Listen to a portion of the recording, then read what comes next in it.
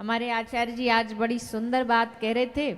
आपने जो श्लोक संस्कृत में सुनाया वही भाव एक बड़े अद्भुत संत हुए हैं महाराज जी, परम पूज्य श्री विनीत बिहारी दास जी महाराज। उनके भाव हमारे सब संतों के बड़े प्रिय रहे। परम पूज्य श्रद्धेय श्री रामायणी जी महाराज वो बड़े सुनाया करते थे। तो उन्हीं का एक भाव है कि भैया किसी दिन बारिश आ जाए, किसी दिन आंधी तूफान आ जाए, किसी दिन इंद्र भी सारे की सारे अपने नल खोल दे, टंकियां खोल दे, बहा दे सारे दुनिया को, तो भी समझना ये आपत्ति नहीं है, ये संसार पर कोई विपत्ति नहीं है। सो दिन दुर्दिन नाही मेघ नभ में बहरावे, सो दिन दुर्दिन नाही मेघ नभ में बहरावे, अदिन इंद्र उपल कर जगत गिरावे। इंद्र अगर मूड में आ गया और सारी दुनिया को भी बहा दे, गिरा दे, वो भी दुर्दिन नहीं है। सो दिन दुर्दिन नाही पेट को अन्न न पावे। हम तो भूखे मर गए, आज बड़ा बुरा दिन था, बोले ये भी बुरा दिन नहीं है। सो दिन दुर्दिन नाही पेट को अन्न न पावे, सो दिन दुर्दिन नाही प्रेमी संबंधी बिछड़त जावे।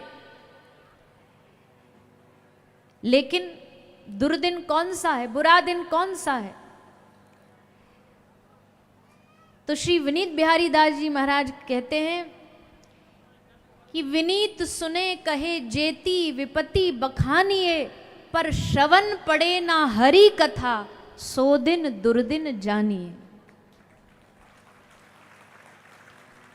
जब भगवान की कथा नहीं सुन रही हो ना, मौका नहीं मिल रहा, चाह रहे हैं, जा भी रहे हैं, जाके भी नहीं सुन पा रहे, मन नहीं लग रहा, नींद आ रही है, आलस आ रहा है, समझो आज ये हमारे जीवन का सबसे दुर्भाग्यपूर्ण दिन रहा कि आज हमारे कान में भगवान की कथा नहीं गई, आज इन कानों ने हरि चर्चा नहीं सुनी। आज से बुरा दिन और क्या होगा? इसीलिए चाहे जितना घाटा हो जाए जीवन में, चाहे जितना सब लुट जाए हमसे, पर वो दिन भी बुरा नहीं है। इसलिए संत महापुरुष कहते हैं अपने जीवन को अच्छा बनाना है, अपने जीवन में अच्छे दिन लाने हैं। अभी तो थोड़ा कम हो गया, पर अभी कुछ सालों पहले तक सब बच्चे बच्चे की जुबान पे रहता था। क्या रहता था? अच्छे दिन, बोलियो ना, बोलो ना, अच्छे दिन आएंगे। और हमने तो कई छोटे छोटे नन्हे से बच्चे भी देखे और टी शर्ट पे पहन के रखते हैं, अपना टाइम अपना समय आएगा। अरे कब आएगा? जो अब तक ना आया तो आगे क्या आएगा? अच्छे दिन आएंगे नहीं। हम तो कहते हैं ये मेहगांव, भिंड, मध्य प्रदेश, भारतवर्ष के अच्छे दिन और खासकर आपके मेहगांव के इस भूमिया धाम सरकार के अच्छे दिन चल रहे हैं कि आप बैठ करके यहाँ भगवान की कथा सुन रहे हैं। बताओ इससे अच्छे दिन कोई आ सकते हैं?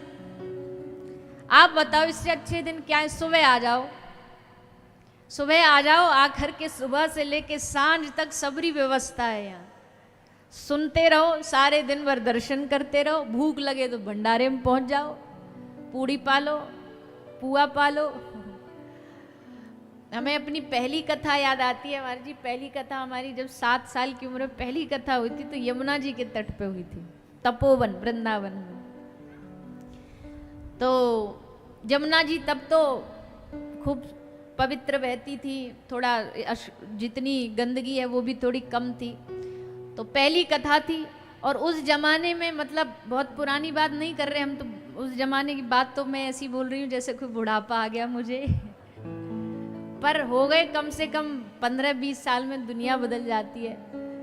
तो उस समय में महाराज जी कोई, अब तो फिर भी बहुत हो गए कम आयु के कथावाचक और कन्या कथावाचक। उस समय तो ये एकदम नया था, सिर्फ एक आध कोई महापुरुष दीदी माँ थी, एक आध कोई था। तो गांव में चारों तरफ हल्ला मच गया, लोग कथा सुनने कम आते थे, मेला देखने ज्यादा आते थे, चमत्कार देखने आते थे। कोई बच्ची आई है कथा सुनने, देखे कैसा बोलती है। तो यमुना पार से आते थे लोग, और क्या करते, एक जोड़ी कपड़ा पहन के आते, एक जोड़ी कपड़ा रख के लाते अपने झोला में। और यमुना जी उस वहाँ नाव भी नहीं चलती, तो पूरा यमुना जी पार करके आते। अभी भी वो वीडियो सब पड़ी हुई हैं यूट्यूब पे। रोटी घर से बना के लाते, सुबह से लेके सांझ तक वहीं रहते, रोटी अपनी बनी बनाई पा लेते, गीले कपड़े हो गए तो दूसरे बदल लेते, उनको वहाँ सुखा लेते, फिर कपड़ा बदल करके फिर वापस चले जाते। तो ऐसा ही दृश्य हमको यहाँ देखने मिल रहा है कि आपको ना कुछ करना। अच्छा, कथा में से माताएं बहनें क्यों बचती हैं? बोले घर जाके शाम को रोटी बनानी है। सबसे बड़ा झंझट तो यही होता है, घर जाके बच्चों के लिए रोटी बनानी है। अब महाराज जी ने तो कह दिया बच्चों को भी ले आओ, सास ससुर को भी ले आओ, सबको ले आओ। और 7वें दिन तो महाराज जी बता रहे थे चूल्हा नोत, चूल्हे नोत है भैया, चूल्हा जलना ही नहीं चाहिए, चूल्हा जलाने की आवश्यकता नहीं।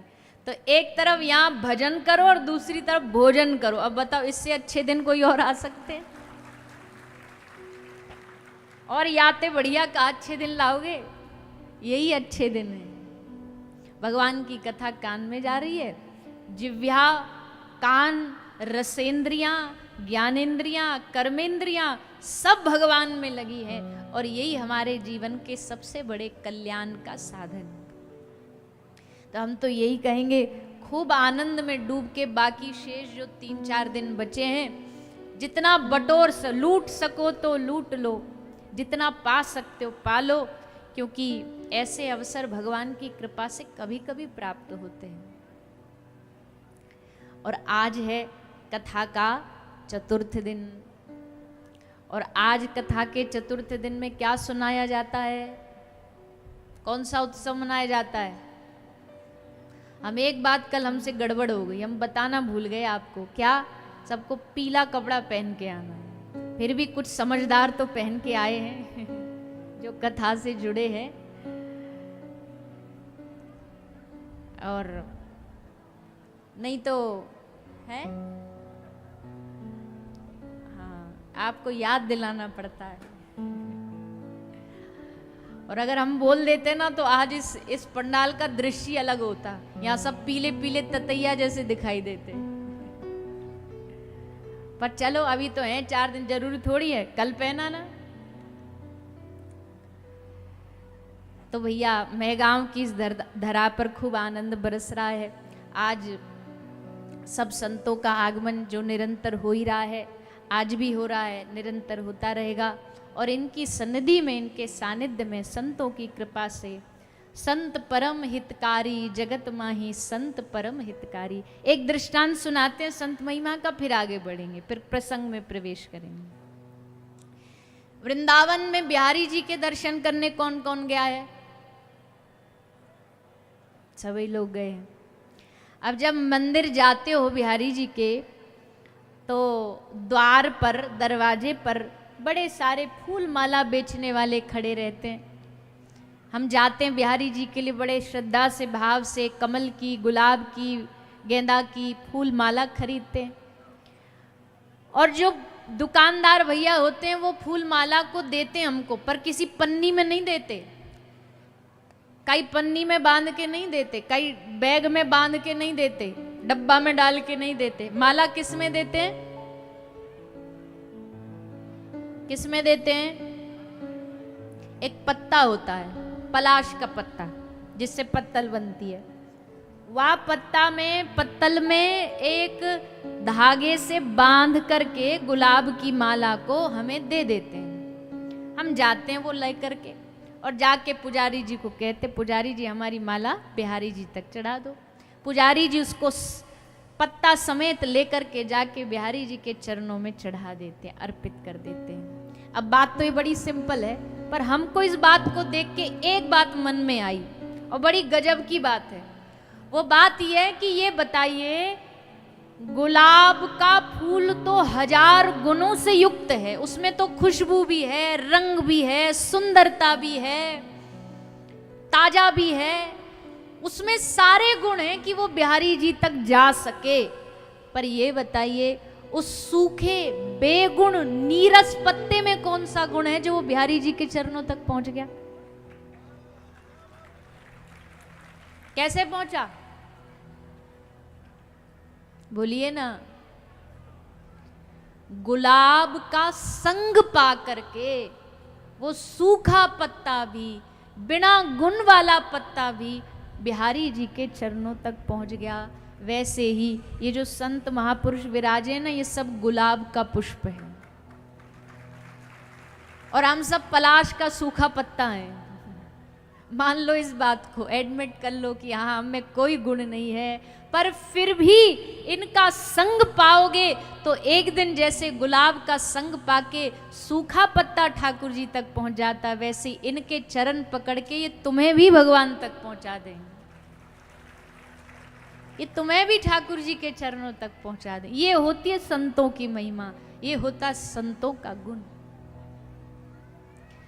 तो ऐसे संत महापुरुष, इन सब का सानिध्य हमें बड़ी कृपा से प्राप्त हो रहा है और इनकी सन्निधि में ही आज हम भगवान के सुंदर सुंदर लीला अवतारों की कथा सुनेंगे, प्रसंग सुनेंगे। कल हमने कथा सुनी श्री विदुर जी महाराज की। विदुर जी महाराज की कथा सुनी और उस कथा में हमने जाना कि भैया भगवान जब भावपूर्ण हृदय कोई लेकर के भगवान के सामने जाता है ना, तो चाहे एक शब्द स्तुति में ना गाए, विदुरानी मौन हो गई, बोल ना पाई, पर ठाकुर जी उसके मौन को भी स्तुति समझ लेते हैं। भगवान स्तुति में गलतियों को भी, अब ये इससे बड़ी इतिहास की गलती क्या होगी कि भगवान को केला की जगह छिलका खिलाया जा रहा है। भैया गलती तो है, पर एक बात ध्यान रखना, दुनिया में गलती सजा है, पर प्रेम में गलती मजा है। प्रेम में जो गलती होती है ना ठाकुर जी के प्रेम में, वो सजा नहीं है, वो मजा है। जानबूझ के की गई गलती नहीं। अब कोई कहे शबरी माता ने झूठे बेर खिलाए थे, हम भी खिलाएंगे, तो ऐसा नहीं, नकलची बंदर नहीं बनना है। पर स्वाभाविक रूप से अगर हमसे प्रेम में, भक्ति में कोई भूल हो जाए ना, तो ठाकुर जी को बड़ी पसंद आती है। आज ही हम एक दृष्टांत पढ़ रहे थे। एक बार श्री तुलसी बाबा एक मंदिर में विराजमान थे, बहुत प्रसिद्ध उनकी एक कथा है। तो तुलसी बाबा मंदिर में विराजमान थे, वहां एक बूढ़े साधु बैठे थे और बूढ़े साधु बैठे बैठे एक पंक्ति गा रहे थे और वो पंक्ति तुलसी बाबा की रचना थी। कौन सी पंक्ति गा रहे थे? बाबा तुलसी ने लिखा है, मैं हरि पतित पावन सुने, मैं पतित तुम पतित पावन, दो बानक बने। बाबा तुलसी ने लिखा है, मैं हरि पतित पावन सुने, मैं पतित तुम पतित पावन, बानक बने। ये उनका रचना है तुलसी बाबा की। तो जो वृद्ध बाबा थे, बूढ़े बाबा थे, यही पंक्ति बैठे बैठे गा रहे थे। पर कैसे गा रहे थे सुनो।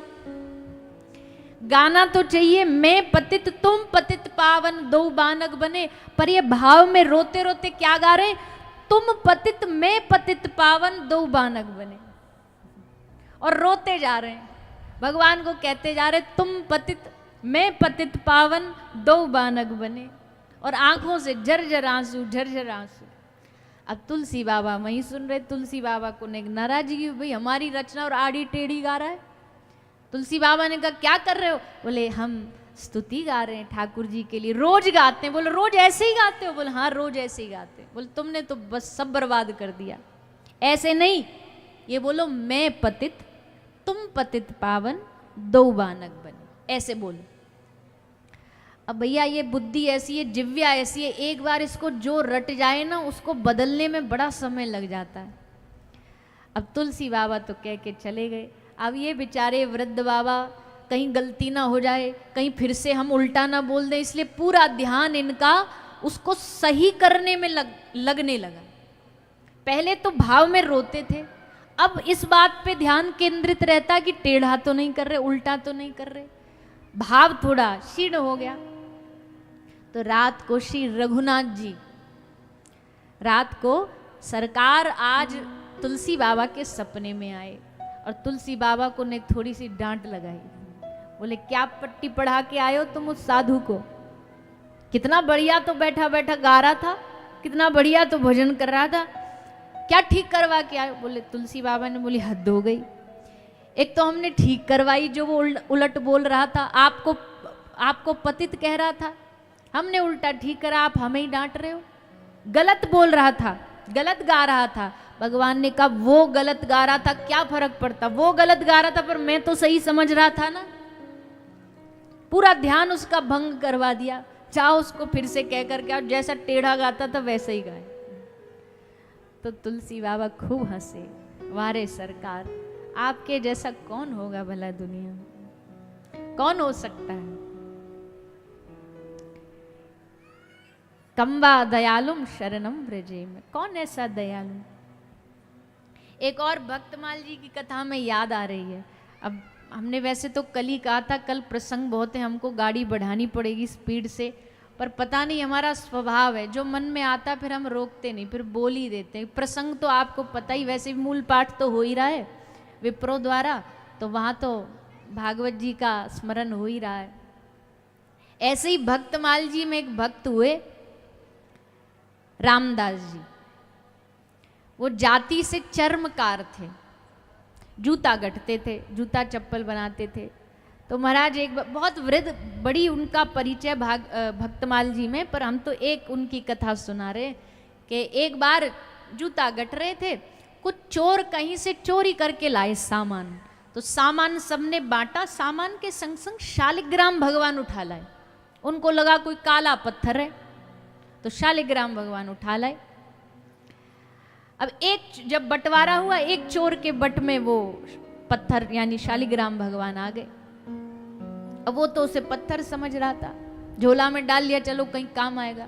थोड़ी आगे चल के चोर की चप्पल टूट गई, तो उन्हीं भक्त श्री रामदास जी से चप्पल गठवाने लगा। चप्पल गठ गई, और जब गठ गई तो वो बोला तुझे पैसा दूं इससे बढ़िया, ले तेरे काम की चीज है मेरे पास। बोले क्या? मेरे पास एक चमचमाता पत्थर है, ये जो तेरा औजार है ना, जो जिससे चर्मकार चप्पल गांठते हैं, उसको घिसने के काम आएगा, बड़ा सुंदर पत्थर है। दे दिया शालिग्राम भगवान। अब ये बेचारे भक्त रामदास, इनको भी नहीं पता शालिग्राम भगवान है, ये बस शालिग्राम को लेकर के उस पे वो अपना वो सुई जो है उससे घिसते जाते हैं और मन मन में बोलते जाते हैं। इनका एक आदत थी, एक लाइन इनकी बड़ी प्रसिद्ध थी, ये दिन रात उसी को गाते थे, और वो लाइन क्या थी? हरि में जैसो तैसो तेरो। क्या गाते थे? बोलो ना, सारे बोलो जोर से। हरि में, हरि में, हरि में जैसो तैसो तेरो। भले हैं बुरे सब आपके हैं। तो वो उस औजार को घिसते जाते, रोते जाते और बोलते जाते, हरि में जैसो तैसो तेरो। ठाकुर जी रीझ गए इन पे, आहा क्या बढ़िया भक्त है मेरा। इतने में एक साधु जा रहे, साधु ने पहचान लिया, राम राम छी छी छी, क्या कर रहा है? शालिग्राम भगवान को चप्पलों में धर रखा है। बाबरे तुझे पता है ये क्या है? बोले नहीं महाराज। बोले शालिग्राम भगवान, ला इधर देख, हाँ चप्पलों में इनको डाल रखा है, मूर्ख व्यक्ति। तो संत लाए शालिग्राम भगवान को, घर जाके उन्होंने गंगा जल से स्नान कराया, तुलसी पत्र अर्पित किया, चंदन लगाया, चांदी के सिंहासन पर विराजमान किया, भोग लगाया, जो जो पूजा की पद्धति सब निभाई करके पूजा रात्रि को सोए तो रात को शालिग्राम भगवान सपने में आ गए। साधु को बोले तुमको किसने बोला था हमको लाने के लिए? साधु बोला किसने बोला था? अरे तुम वहां जूतों चप्पलों में पड़े थे, हमने यहाँ लाके तुमको सिंहासन पर बिठाया, क्या क्या कमी कर दी हमने? कौन सी भूल कर दी? बोले सिंहासन तो ठीक है, पर हमको उसके यहाँ तुम जानते हो कितना मजा आ रहा था। बोले उसमें क्या मजा था? बोले जैसे कभी किसी कमर में खुजली हो जाए ना और पीछे से ऐसे कोई खुजा दे, तो वैसे ही जब वो औजार ऐसे करता ना हम पे, तो हमको बड़ी गुदगुदी होती है, बड़ा मजा आता है। और तूने हमारा मजा छीन लिया, तूने हमारा आनंद छीन लिया, जा वहीं हमको वापस दे करके आओ। साधु बोले वाह रे प्रभु, क्या कहें तुम्हारे बारे में। आकर के सुबह शालिग्राम भगवान को लौटा के, ले भैया तेरा तुझको अर्पण, क्या लागे मेरा, ये तुझ पे ही रीझे हैं, ये तुझ पे ही राजी हैं, ये चप्पलों में ही राजी हैं। क्यों राजी हैं? राजी होने का दूसरा और कोई भाव नहीं, राजी बस इसलिए हैं क्योंकि जो जिस भाव से वो गाते थे ना, हरि में जैसो तैसो तेरो, भूल भी हो रही है तो भी प्रभु आपके ही हैं, तो भी आपके ही है, स्वीकार करो। ऐसा स्वभाव है ठाकुर जी का। सोचो अगर ऐसा स्वभाव है, क्या वो स्वभाव केवल त्रेता और द्वापर में ही था, आज नहीं है क्या? आज भी है।